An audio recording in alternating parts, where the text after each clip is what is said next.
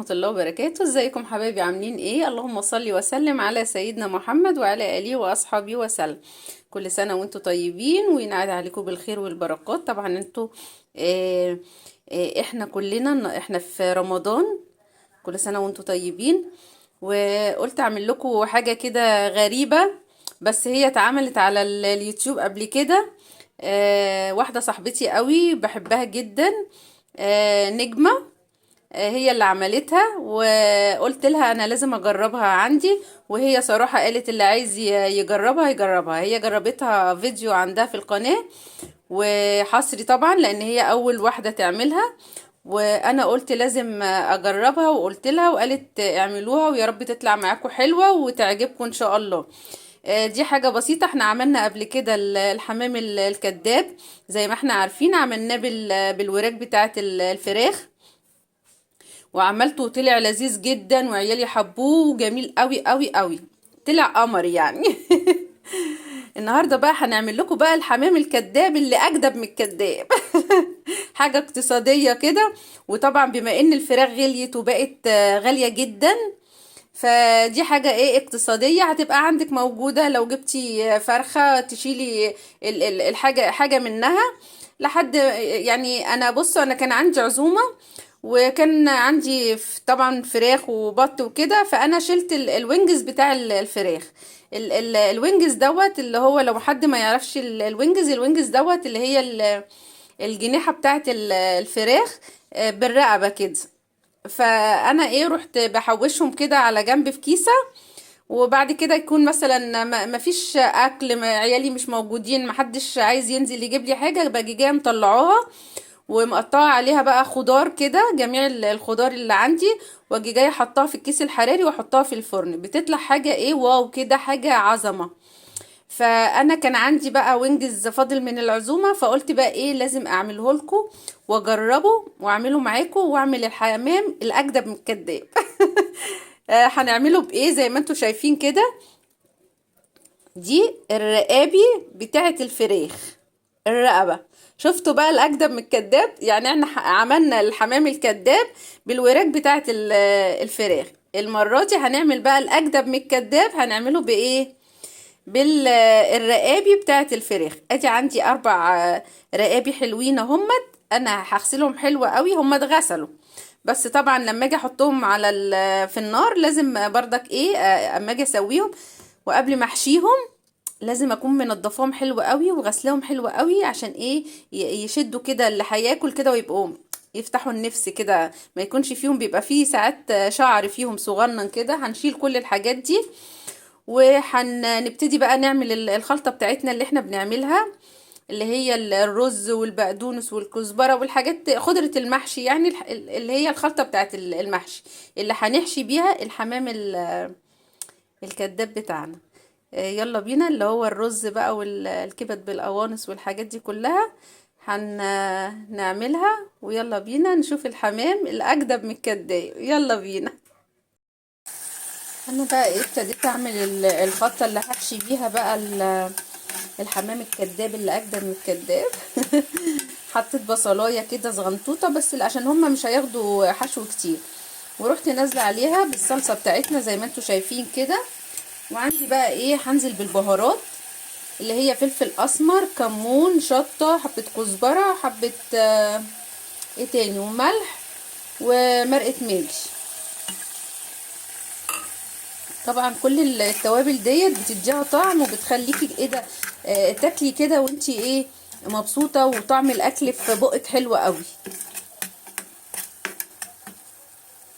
حاجه بسيطه خالص وهي موجوده في البيت وقلنا نجربها، وان شاء الله تعجبكم زي ما عجبتنا باذن الله. تجربوها بردك وتقولوا لنا ايه رايكم فيها. وحاجة اقتصادية، بما ان بقى الفراخ غالية جدا دلوقتي والحاجة كلها غالية، فاحنا بنعمل اكلات اقتصادية وبالحاجات اللي موجودة عندنا في البيت.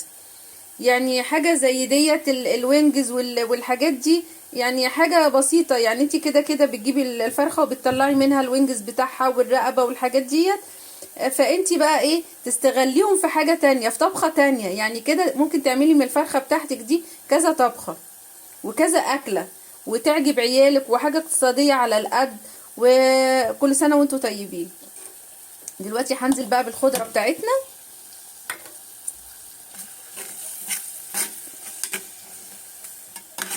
وبعد كده بقى ايه هجيب الرز بتاعنا، هغسله وانزل بيه. وكده نزلنا بالرز بتاعنا زي ما انتوا شايفين اهوت. لو عندك كبد وقوانص وعايزه تحطيها ممكن تحطيها، انا ما لقيتش صراحه. لقيت عيالي كلوها، كنت محوشاها في الفريزر، قالوا لي احنا طلعناها وعملناها. فكده بردك حلوه هي خلطه المحشي الحلوه ديت، بردك ايه هتنفع ان انتي تحشي بيها. وزي ما بيقولوا كده حاجه على قد الايد، وحاجه بسيطه، وان شاء الله تعجبكم باذن الله وتعجب ولادنا. ادي الحشو بتاعنا اهو زي ما انتوا شايفين، زي الفل زي الفل. وادي الرقابي بتاعتنا اهيت. انت هتفتحي بقى كده وتبتدي بقى تحشي. انا فتحتها خالص اهيت كده، وهبتدي احشي جوه هنا الرز. بس انا عشان انا ماسكه الموبايل بايد وهعمل بايد، فهحشي واحده وارجع اوريها لكم. دي اول واحده عملتها هي زي ما انتوا شايفين. بصوا ما شاء الله، بصوا حمام ولا مش حمام. بصوا قفلتها خالص بعد ما حشيتها بالرز بتاعنا بالخلطة بتاعتنا. ورحت جايبة بقى ايه، فتلة وإبرة وخيطتها عشان ما يطلعش منها الرز زي ما انتوا شايفين اهي. بصوا ما شاء الله اهي. ايه رأيكم؟ هكمل بقى الباقي دوت وارجع لكم تاني. وكده حشيناهم كلهم. بصوا زي ما انتوا شايفين. ايه رأيكم؟ حمام ده ولا مش حمام؟ ايه رأيكم؟ بصوا بصوا الجمال. بصوا مقفول من كل النواحي عشان ما يوقعش الرز. بصوا اهو. حمام ولا مش حمام؟ ها شايفين ولا مش شايفين؟ ما شاء الله عليه اهوت. دلوقتي بقى ايه، هنجيب المية ونسخن مية بقى عشان نحطه فيها نسلقه فيها. وهنوريكم بقى بعد ما نطلعه بقى ونحمره بقى وتشوفوا الحمام اللي على اصل. الحمام الاجدب من الكداب. ايه رأيكم؟ كل بقى يتشجع ويروح يجيب بقى الرقابي ديت ويجربه ويقول لنا بقى ايه رأيكم فيها، والطعم بتاعها ايه وكده. واكتبوا لي بقى في الكومنتات وقولوا لنا ايه رأيكم. وهي اكلة اقتصادية واكلة اخر الشهر. ايه رأيكم؟ كل سنة وانتم طيبين. كده المية بتاعتنا ابتدت تغلي. هنزل بقى ايه بالحمام بتاعنا زي ما انتم شايفين كده.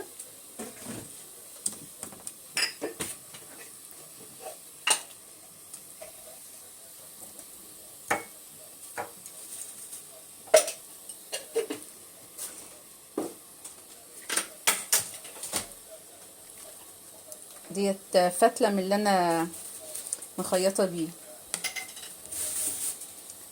وهسيبه بقى يستوي وارجع لكم تاني.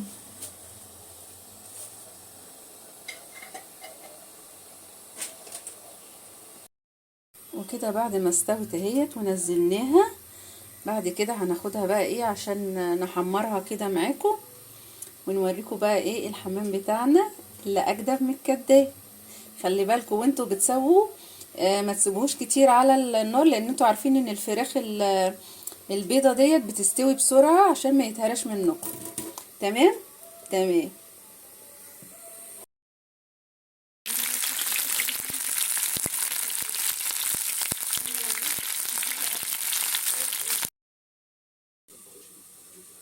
ايه رأيك بقى في الحمام دوت؟ حمام ولا مش حمام؟ شايفين ولا مش شايفين؟ ما شاء الله.